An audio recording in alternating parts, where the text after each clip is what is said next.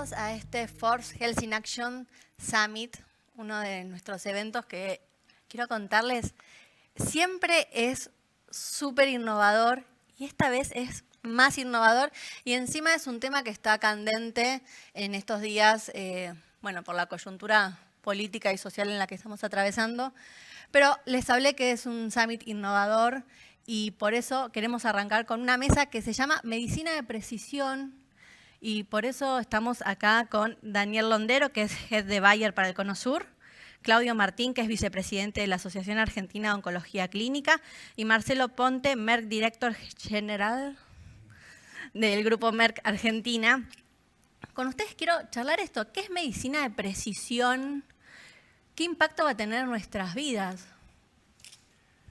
Bueno, la medicina de precisión, especialmente no en oncología, que nos estamos refiriendo, yo resumiría como que es la capacidad que tenemos de seleccionar qué medicación es la mejor para cada paciente. Básicamente nosotros pasamos en los últimos, podríamos decir, 10 años, porque esta revolución tampoco es que ha llevado tanto tiempo, de tratar en oncología a todos los pacientes de una determinada enfermedad, un tumor de mama, de lo que sea, con quimioterapia, con un tratamiento igual para todos, a la posibilidad, a la capacidad que tenemos en la actualidad de hacer algunos test en las muestras de los pacientes, inclusive ahora en la sangre de los pacientes, que nos permite determinar cuál es la mejor medicación, la más eficaz y la menos tóxica para ese determinado paciente. ¿Y eso cómo cambia el resultado del tratamiento? Bueno, el resultado ha cambiado notablemente. Tanto cuando vos ves las estadísticas globales, se ve como la mortalidad específicamente en cáncer de pulmonar, que es lo que yo más me dedico, especialmente me dedico, cómo ha disminuido, y si vos ves en las estadísticas, la mortalidad por cáncer de pulmón a lo largo de la última década, especialmente en Estados Unidos, donde las estadísticas se siguen en forma casi en tiempo real, más exhaustiva. Pero yo creo que lo más emocionante, podríamos decir, es individualmente. Cuando yo empecé a tratar los pacientes, tratar un cáncer pulmonar era prácticamente un tratamiento paliativo. Sí. Y vos ahora ves cómo los pacientes les cambia absolutamente primero la calidad de vida, porque estos tratamientos muchas veces son muchísimo más eficaces, muchísimo más rápidamente eficaces. Muchos tratamientos son pastillas que permiten, obviamente, que la calidad de vida mejore, porque el paciente no tiene que ir tanto al médico, no tiene que hacer infusiones. O sea, individualmente para el paciente, en términos de calidad de vida y de las expectativas de supervivencia, cambia drástica y emocionalmente, te diría. Marcelo, sé que en Merck están justamente investigando, habló Claudio de cáncer de pulmón, como sé que están avanzando en esos temas. Sí, Claudio no lo va a decir, lo digo yo, es uno de los principales referentes de cáncer de pulmón de Argentina. Él tiene experiencia con el uso de algunos de nuestros productos. Creo que la industria farmacéutica en sí, la medicina de precisión es un camino el que ya ha comenzado y va a seguir. Y por ahí, puntualmente, algunas más que otras. Como dice, digamos, la oncología es tal vez una de las más destacadas. De hecho, solo un comentario, Merck, la última molécula que lanzó al mercado, uno de los desarrollos del último, es específicamente para cáncer de pulmón. Y ahora cuando uno mira, como decía Claudio, tal vez uno miraba hace 20 años atrás y tenía el mismo tratamiento para todos los cánceres de pulmón. Hoy eso se va limitando y, por ejemplo, esta molécula que tiene Merck es solo para el 3 al 5% de los pacientes. Ahora uno dice, bueno, ¿solamente para ellos? Sí, solamente para ellos. Ahora, ¿cuál es la diferencia? Que este 3 al 5% de los pacientes que tiene una mutación específica va a tener una respuesta mucho mejor, le va a cambiar directamente el curso de esa enfermedad y además va a tener una mucho menor toxicidad. ¿Sí? Y pregunto, justamente en este contexto social y político que estamos viviendo, ¿le es a una industria, a una empresa viable, rentable, enfocarse en un producto que sea para el 3% de los pacientes, ni siquiera de la población? Sí, digamos, Hablo por Merck estrictamente. Merck, digamos, tiene, si se quiere, un lema, que es as one for patients, digamos, trabajar para el paciente. Uno, cuando empieza a desarrollar productos, ¿sí?, va viendo estas cosas. Muchas veces va viendo que ataca una mutación específica. Y esa mutación específica es para una población muy pequeña, pero esa pequeña población le cambia radicalmente la vida, por supuesto que va para ahí, ¿sí? Yo creo que, de hecho, esto va a continuar siendo así, se va a profundizar. Cada vez hay más terapias para una población más puntual. Por demás, tampoco tiene sentido darle una medicación que es para el 3% al 100% porque va a gastar más y al resto no le va a hacer nada. Entonces me parece que la medicina de precisión y la personalización de la medicina es el camino, y en ese camino están la mayoría de la industria farmacéutica. ¿Cómo están trabajando en Bayer la medicina de precisión? ¿Cómo están innovando? Ustedes también tienen como también una trayectoria en investigar oncología. Sí, seguro. Bueno, lo primero es que uno le da mucha satisfacción ver que todas las compañías están trabajando con este foco, ¿no? Debido a la importancia que tiene para los pacientes. El año pasado, Bayer, por ejemplo, introdujo en Argentina una molécula que se llama larotrectinib, que tiene un enfoque interesantísimo porque ya no se trata de una molécula para un tumor en particular, sino para cualquier tumor que compartan, que los pacientes que lo padecen comparten una mutación en particular. Entonces estamos hablando de un enfoque diferente, donde vos podés tratar con una molécula a un paciente con cáncer de tiroides, a otro con cáncer de pulmón, a otro con sistema nervioso central, pero que tienen en común esa mutación. Como es muy específico, lo maravilloso de esto es que, como bien decía, esto hace que en esos pacientes la eficacia sea muy alta. Estamos hablando de una eficacia del 70%, altísima, y con una seguridad interesantísima también para los pacientes. Entonces, lo primero que tengo que decir es que me da mucho placer escuchar, porque esto cada vez, antes parecía ciencia ficción y hoy cada vez está más en boga. Lo otro que me gustaría destacar es que, además de la medicina de precisión, bueno, hay avances que van a revolucionar la medicina o que la están revolucionando. Bayer es una compañía que tiene más de 160 años en el mundo y necesita la innovación para asegurarnos otros 100 años más. Así que vivimos con mucha energía la innovación. Para eso se invierte en cantidades astronómicas. El año pasado se invirtieron 6.000 millones de dólares para justamente poder desarrollar estas plataformas y otras. Y esto, hoy en día ya no es posible hacerlo solos. Eso es otra cosa que está cambiando también, y seguramente mi colega podrá decir exactamente lo mismo. Antes toda la investigación la hacíamos en casa, y de hecho la seguimos haciendo porque hay más de 10.000 colaboradores en Bayer que trabajan en investigación y desarrollo, pero se empiezan a firmar acuerdos con hospitales, con universidades, con otras compañías. ¿Por qué? Porque cada uno se vuelve muy especialista en algo. Y cuando estos acuerdos avanzan, pueden después integrarse. Por ejemplo, Bayer ha avanzado con compañías como BlueRock, que es experta y trabaja las mentes más maravillosas en lo que sería terapias celulares. La ha integrado, ha permitido la independencia de esta compañía que siga trabajando independientemente, pero gracias a eso accedemos a las terapias celulares, a las plataformas de terapias celulares. Con otra compañía que se llama AskBio pasó exactamente lo mismo, y hoy tenemos acceso a la terapia génica. Hay otra compañía, hay muchos ejemplos, pero son las más significativas, Vividion, expertísima en pequeñísimas moléculas capaces de abordar targets celulares que antes eran impensados. Y cuando abordamos esos targets celulares, por ejemplo, podríamos interferir señales oncogénicas y con eso disminuir el crecimiento de un tumor. Eso es posible gracias a esta colaboración. Esa compañía también se ha integrado a Bayer, y hoy se hace posible que tengamos también una plataforma de pequeñas moléculas. Creo que esas son cosas que están cambiando la forma en que todas las compañías están trabajando. Justamente quería preguntarles eso, ¿cómo cambia escuchándolos hablar, es como un panorama que se amplía al infinito de posibilidades? ¿Cómo cambia el encarar la investigación, decidir qué se investiga, por dónde, cuánto se invierte? ¿Cómo empiezan a pensar esto? Bueno, yo creo que, digamos, cada empresa, por supuesto, tiene sus lineamientos, pero siempre uno va trabajando principalmente en las áreas que ya conoce, ¿no? Merck es una empresa Merck tiene 3 divisiones. Una división es Pharma, y después ahora iba a hacer un comentario de la segunda división que tiene, que es de Ciencias de la Vida, Life Science, que es muy interesante también.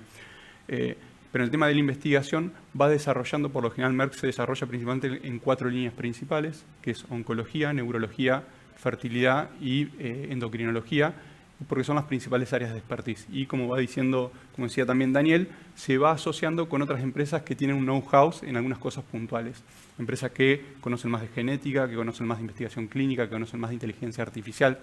Y después, permitime para salir un poco de la industria farmacéutica en sí, digamos que creo que también es muy importante, que Merck tiene una particularidad, creo que le hace como una empresa única en esto, que tiene una división que es de ciencias de la vida, que a su vez es proveedora de la industria farmacéutica. ¿Sí? De hecho, por ejemplo, parte de los procesos de la mayoría de las vacunas del COVID trabajaron con productos de Merck.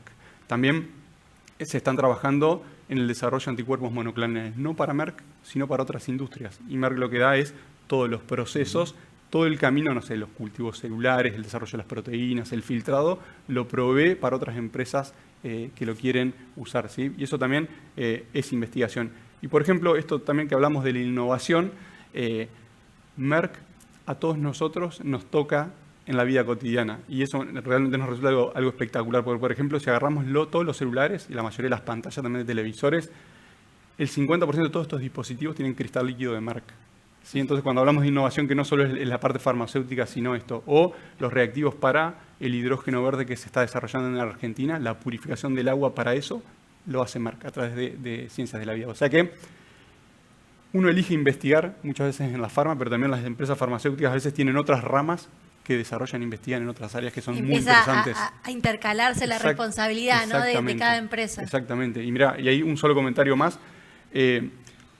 Muchos de los investigadores del CONICET, ¿sí? que después traen respuestas a las ciencias de la vida, digamos, a las ciencias de la salud, usan reactivos también de Merck. Hace poquito estuvimos en CONICET justamente para ver qué colaboración podemos tener, además de un premio que tenemos conjuntamente con CONICET, que se llama Merck CONICET, para seguir trabajando en todas estas líneas de innovación que no solo son farmacéuticas. Marcelo, recién estás hablando de la colaboración público-privada, y Claudio y Daniel también trajeron este tema de diferentes maneras, pero lo trajeron. ¿Es posible pensar una salud, una medicina, el desarrollo de innovación, medicina de precisión, sin esta interrelación público-privada? No sé si querés empezar. Yo diría que es clave. Y te voy a dar un ejemplo concreto con los estudios clínicos, por ejemplo. Los estudios clínicos son una gran oportunidad para cualquier país. ¿Por qué? Bueno, en primer lugar, porque al hacer estudios clínicos los pacientes se benefician con innovación, porque ingresan, en el caso de cualquier país que investiguen, dólares en forma de divisas, porque estamos exportando ese conocimiento, y se benefician, por supuesto, las instituciones que investigan, porque el 40% de esos dólares que ingresan en investigación quedan en las instituciones. Argentina está trabajando muy bien. De hecho, si miramos los últimos 5 años, la investigación clínica ha crecido 130%. Hay casi 4.000 personas que trabajan más de 4.000 personas que trabajan en la investigación. Son empleos de alta calidad. Más de la mitad de las personas que trabajan son mujeres. Creo que eso es muy bueno. Estamos en un muy buen camino. Ahora vos me preguntás, ¿cómo estamos respecto al mundo? ¿Cuál es el potencial de Argentina? Bueno, yo te diría que todo eso que yo mencioné, hemos duplicado la cantidad de personas que trabajan, hemos crecido el 130% de la inversión, representa solamente el 1.2% de los estudios clínicos del mundo. Imagínate si pudiésemos duplicarlos o triplicarlos. Y acá viene la respuesta a tu pregunta.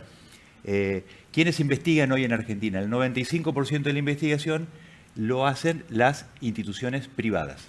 Y lo hacen muy bien, tienen una altísima reputación en el exterior. Pero ¿qué pasaría si además pudiésemos incorporar a más hospitales públicos?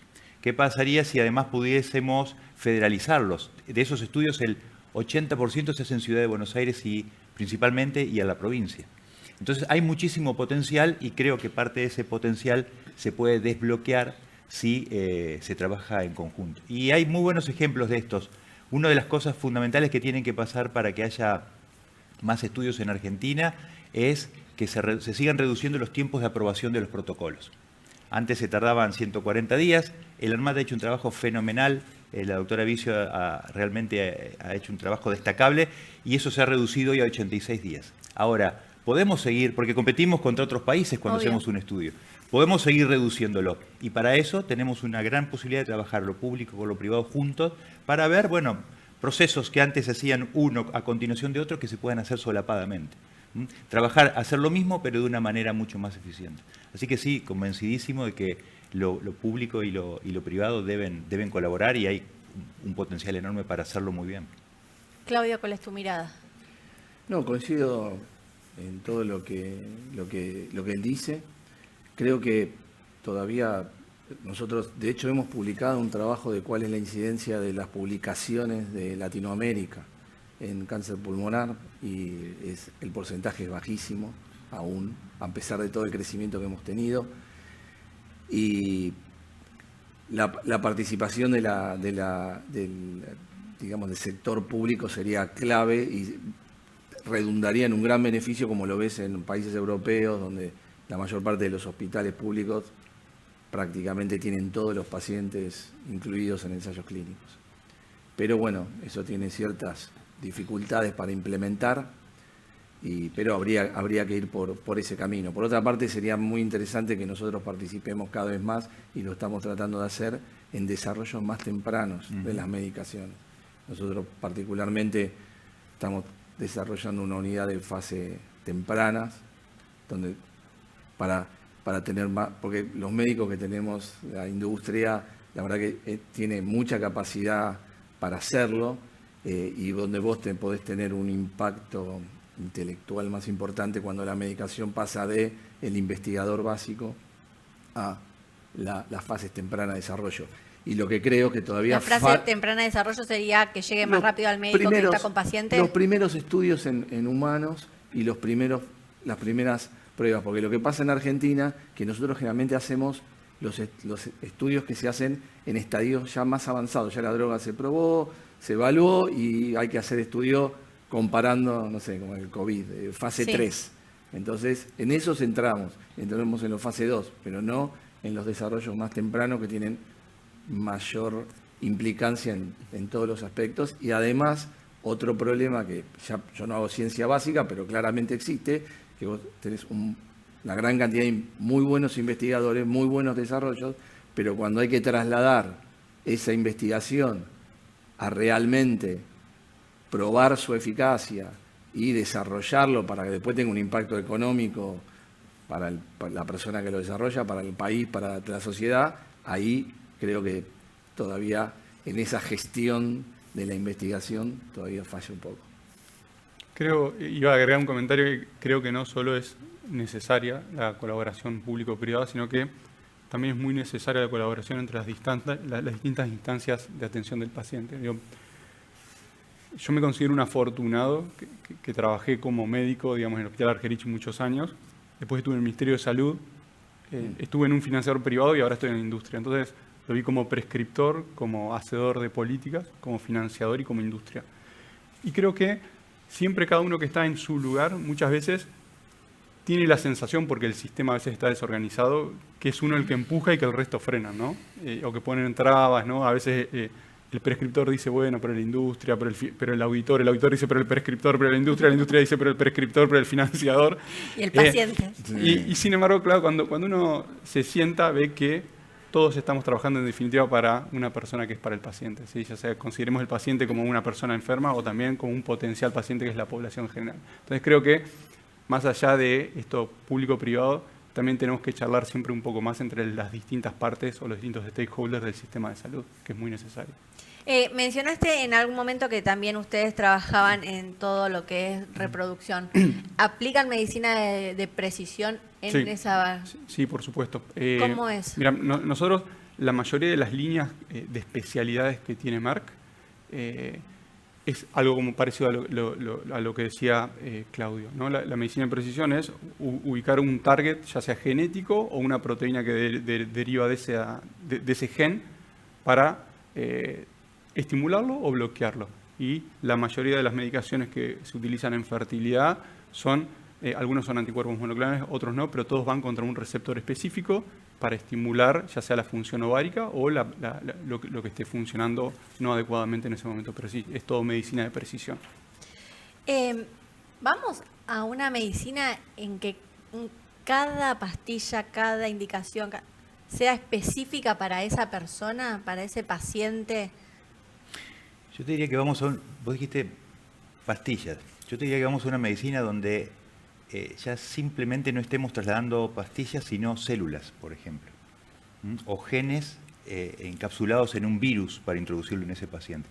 Esto que podría de nuevo parecer algo para décadas por venir, es algo que ya está sucediendo, la industria está investigando muchísimo, hay dos áreas muy disruptivas como la terapia celular y la terapia génica, que investigan justamente esto. Ahora, no es que están en etapas preliminares, ya estamos hablando de productos que están en fase de investigación en seres humanos.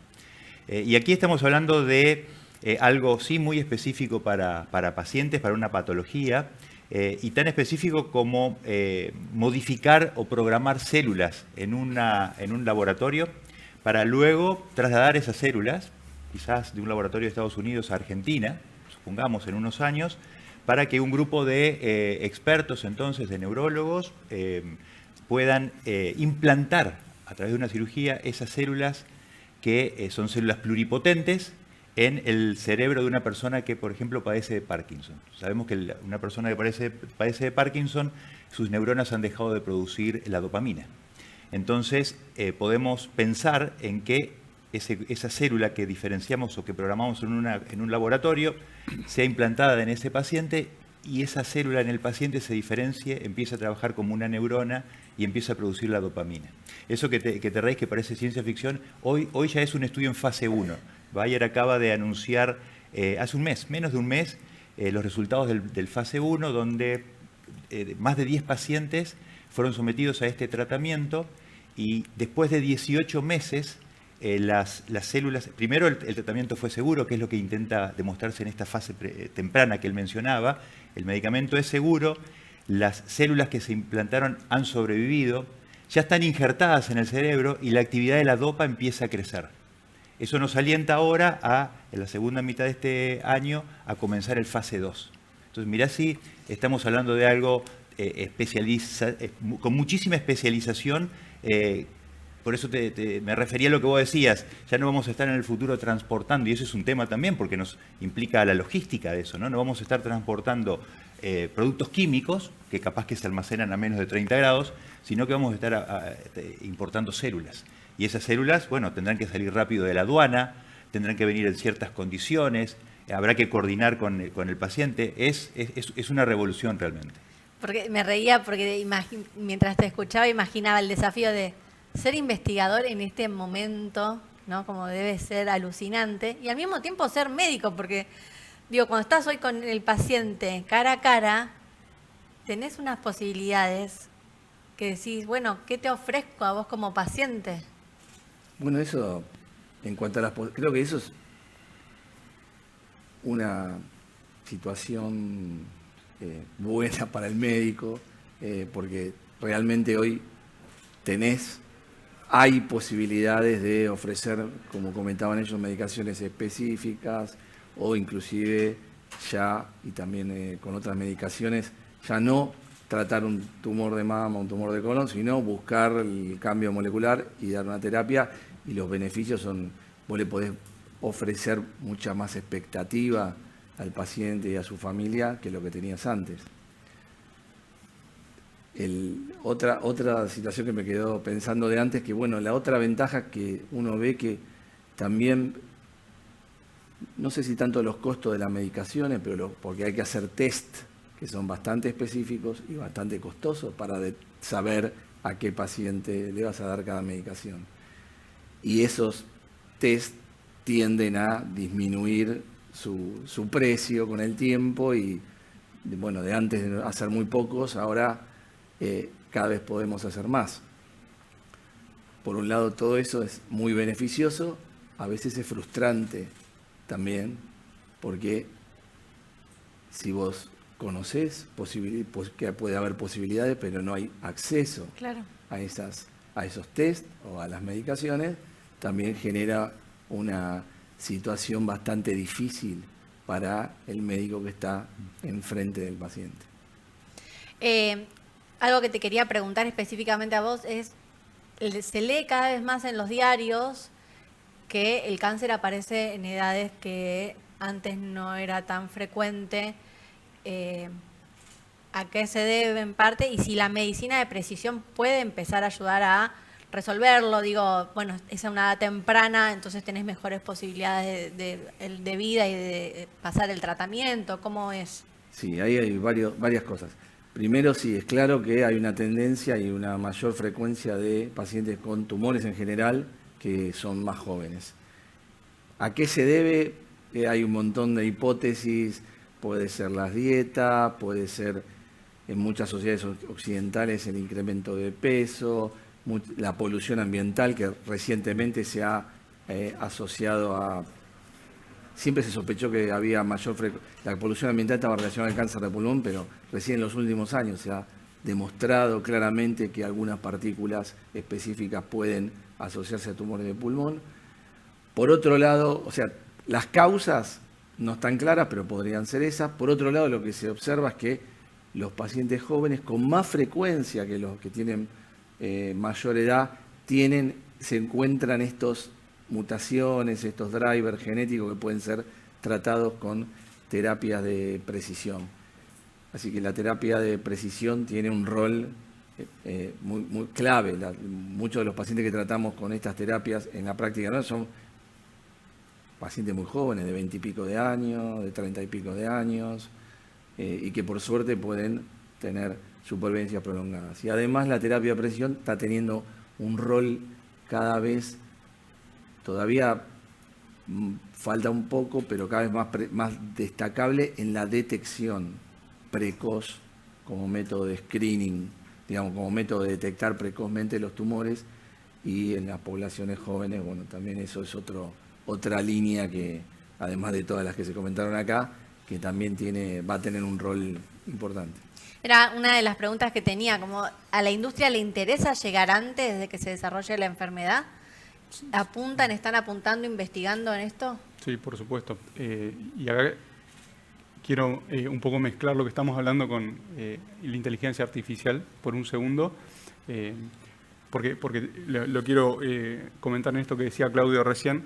La inteligencia artificial está impactando muy positivamente muchas de las instancias del proceso salud-enfermedad. Y en esto que referís, sí, a la industria le interesa llegar temprano, por supuesto que sí. Nosotros, por ejemplo, tenemos partners con distintos grupos que trabajan o con páginas web o con aplicaciones que por medio de inteligencia artificial la gente carga sus datos, ¿no? Y por ahí lo que devuelve es, usted tiene el riesgo promedio, no sé, usted debe hacer, voy a poner el ejemplo de cáncer de colon, tiene que hacerse comenzar con los estudios en 5 años, 3 años, 2 años, o por ahí dice, tiene un síntoma de alarma, consulte a su médico, y eso por supuesto ayuda, y siempre que se pueda detectar temprano, siempre es mejor. De hecho, hace poquito, el 31 de marzo, fue el día de concientización contra el cáncer de colon. Y bueno, en todos los portales ya estuvieron saliendo los distintos profesionales que, por ejemplo, detectaron en tiempo y forma el cáncer de colon, que es uno de los principales cánceres que más mata, ¿sí?, en Argentina y en el mundo. Hasta el 90% de los cánceres detectados en tiempo y forma son curables. Entonces, está claro que ese es el camino, digamos, cuanto más temprano lleguemos, siempre es mejor, ¿sí? Después, por supuesto, está esto, como que decía Claudio, que nosotros también lo estamos viendo, que cada vez hay más pacientes jóvenes, pero bueno, creo que todavía hay que terminar de entender qué es lo que sucede, y una vez que sucede, tratarlo lo mejor posible con medicina de precisión. Sí, y no solamente llegar antes con el diagnóstico, sino llegar antes con la investigación, ¿no? Pensemos que hoy una investigación de cualquier producto de esto que estamos hablando y que a veces la gente lee y dice, bueno, entonces ya tengo el tratamiento, estamos hablando de 9 a 15 años. Es muchísimo, son tiempos que muchos no se pueden saltar, pero sí se está trabajando, y tomo lo que él decía de inteligencia artificial, muchísimo con inteligencia artificial para tratar de simplificar todo este proceso, para hacerlo mucho más rápido. Acá viene de nuevo lo que mencionaba antes, que es las colaboraciones. A mí me apasiona ver cómo cada vez más colaborando se pueden hacer mejores cosas y más rápido, ¿no? la compañía en la que trabajo, Bayer, ha firmado un acuerdo con Google, por ejemplo, para manejar ahora toda la data de los estudios clínicos a través de una plataforma que permite tomar los datos de todo el mundo y empezar a hacer los primeros cruces, que son, uno podría imaginarse aquí que es algo que toma poco tiempo, pero imagínate, estamos hablando de cada, y él lo sabe muy bien, cada estudio clínico, estamos hablando de cientos de hojas por cada uno de los pacientes. Bueno, todo eso hoy se puede trabajar con inteligencia artificial y de esa manera acelerar los tiempos para que toda esta investigación que es tan importante para tratar todas estas patologías que mencionábamos sea en el menor tiempo posible. 9 a 15 años, yo no pienso que esto se vaya a reducir como algo de un año para otro. Eso sería, hoy por lo menos es impensado porque hay que hacer los estudios.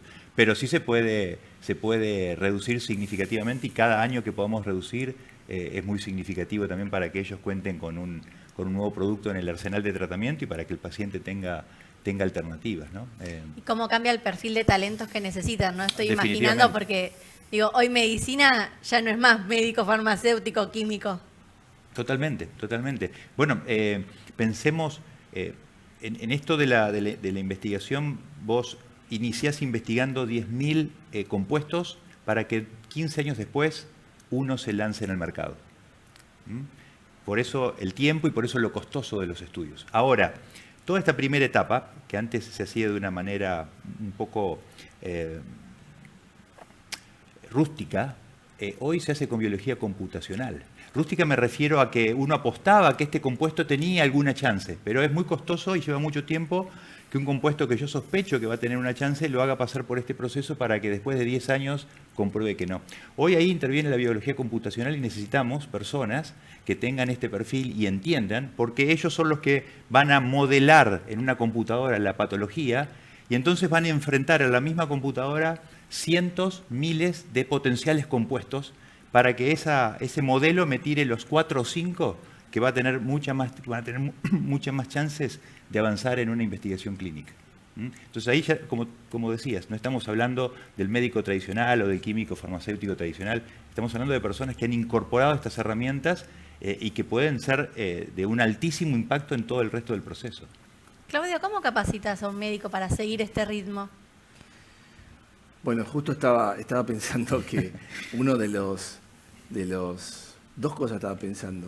Y una, que todas las técnicas, la biología computacional, todo es fantástico, pero si no tenés un cerebro que piense qué compuesto va a funcionar y a quién se lo vas a dar, si no, no pasaría que la mayor parte de los estudios siguen siendo negativos, aún en estadios muy avanzados. Y muchas veces vos sos médico y te das cuenta que el estudio va a ir por ahí.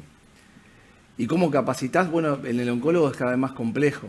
Tiene que adquirir algunos skills especiales, biología molecular, inmunoterapia, todos estos conocimientos que antes por ahí no tenía, investigación, que tampoco era algo que los médicos normalmente su formación hacían. Y por otra parte, lo que uno ve que el modelo nuestro en Argentina y en todo el mundo, de la mayor parte de los médicos son generalistas. Los oncólogos atienden un cáncer de mama, un tumor de colon, un tumor de pulmón, que está muy bien porque es necesario, digamos, para tu práctica laboral, pero cada vez mucho más difícil para el médico que es generalista poder asimilar los conocimientos, porque los conocimientos antes se modificaban 2 veces por año o 1 vez por año y ahora se modifican 1 vez por semana. Y es muy complicado el entrenamiento. Creo que más temprano que tarde la mayor parte de la oncología va a ir de a poco, al menos en nuestro país, a ir segmentándose. Nosotros lo hacemos, Reinaldo Chacón era un líder en esto, visionario, y entonces lo hicimos desde que empezamos hace 20 años. Pero creo que ahora es prácticamente una necesidad. Tenemos que ir cerrando. Les dejo una pregunta así cortita. ¿Qué esperan de la medicina de precisión en los próximos 5 años? Para mí, yo apuesto a que la medicina de precisión vaya acompañando a la necesidad de la población y de los pacientes. Si no trabajamos para los pacientes, nada de esto tiene sentido. Así que eso es lo que yo espero. Sí, en mi caso lo mismo, apuesto a que va a haber más desarrollo, apuesto a que los pacientes van a poder recibir un tratamiento muy eficaz, con muy pocos efectos adversos, y apuesto también a que vamos a ser lo suficientemente inteligentes para que consigamos el acceso para esos medicamentos, ¿no? Hay muchas formas de hacerlo, muchas formas de explorarlos y, como hablábamos antes, si demoramos 15 años en investigar un producto y después el paciente no tiene acceso, ¿qué sentido tiene, no? Creo que la medicina de precisión va a seguir modificando positivamente la vida de los pacientes con tumores, cada vez con más posibilidades, y nosotros, desde la Asociación de Oncología, por lo menos trabajando en lo que podemos para facilitar el acceso en todo lo que se nos es posible. Muchas gracias a los tres. Muchas Muchas gracias gracias. por la invitación. Seguimos con Forbes Health in Action.